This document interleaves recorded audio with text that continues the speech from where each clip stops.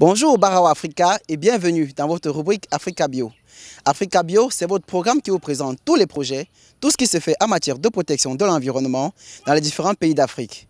Et pour cette autre édition, je vous amène à la rencontre d'un jeune Camerounais basé à Douala qui s'est spécialisé dans le recyclage des déchets.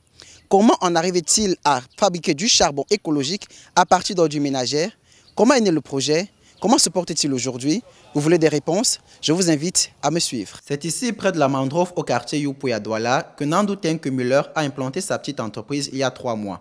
Le choix de ce site n'est pas fortuit. On s'est installé près de la mangrove parce que nos fumées qui sont produites à partir de la carbonisation sont directement absorbées par les feuilles des arbres de la mangrove comme les Rhizophora et les Avicennia pour nous reproduire de l'oxygène et jouer le rôle de écotone, c'est-à-dire une zone de protection du continent entre l'eau et le continent. Pour produire du charbon écologique à partir des déchets, le jeune entrepreneur passe par 3 grandes étapes. Nous faisons d'abord la collecte des peaux de bananes, les épluchures, n'est-ce pas, de plantain, les déchets de rotin, les épluchures de canne à sucre, les coques de maïs, les feuilles de maïs dans les marchés et dans les différentes zones de poubelle de la ville.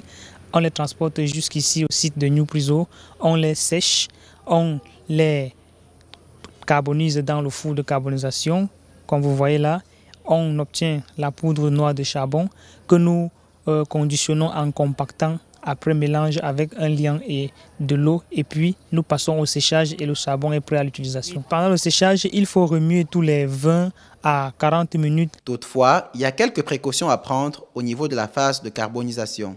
Oui, pendant la pyrolyse ou la carbonisation avec le four, il faut vérifier à travers les pores le niveau de carbonisation. Du 4e au 5e port, on a atteint les 100% de carbonisation. À ce niveau, si on n'arrose pas, alors on aura une explosion au fond du four de carbonisation pour nous dire que notre poudre noire est en train de virer à la cendre. Le charbon écologique présente plusieurs avantages, comme le précise le promoteur de Kémit Écologie. C'est un produit biologique, écologique, non toxique, non OGM. Voilà, le processus de fabrication dure 2 heures de temps pour la carbonisation et le conditionnement des conditions actuelles. Et notre capacité mensuelle, c'est 1 tonne. Oui, 1 tonne de charbon par mois. Le charbon écologique a la particularité d'être un charbon qui est issu d'abord des déchets ménagers organiques biodégradables, ne noircit pas la marmite, brûle très bien, ne pollue pas l'environnement, n'est pas toxique et est une puissante alternative, n'est-ce pas, au bois de chauffage, au charbon naturel et au gaz domestique. La vulgarisation du produit piétine encore, mais les usagers commencent à s'y intéresser. Je viens chez mon pote, mon frère, je me rends compte qu'il a une structure déjà dans son établissement. Je lui demande qu'est-ce que c'est, des pots de plantain, ceci, les pots de macabo, des herbes, les déchets de rotin. Il me dit c'est pour faire le charbon.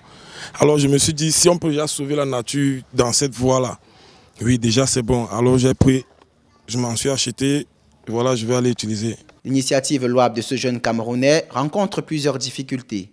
Des difficultés qui plombent son développement. Le projet est né, n'est-ce pas, de l'appui technique et financier de la Fondation camerounaise de la Terre vivante. Nos difficultés, c'est le problème de fonds de roulement. On a un besoin criard en fonds de roulement pour continuer à suivre en attendant que le produit soit lancé sur le marché.